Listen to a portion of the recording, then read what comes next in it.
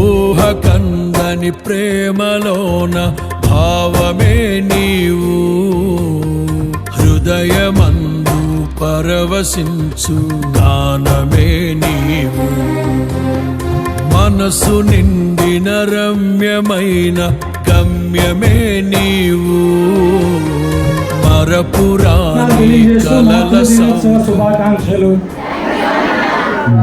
సమర్పించుకోవడం అంటే ఏంటి? పిల్లల్ని మందిరంలో వదిలేయమని కాదు అర్థం. కాకపోతే అలాగూ పెంచగలిగిన వారంగా, కంఠం ఎంత కష్టపడ్డామో పెంచడం ఇంకా కష్టం.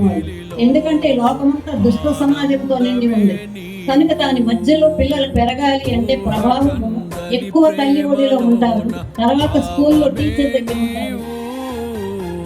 హృదయమందు పరవశించు గానమే నీవు, మనసు నిండిన రమ్యమైన గమ్యమే నీవు, మరపురాని కలల సౌధం గుర్తులే నీవు.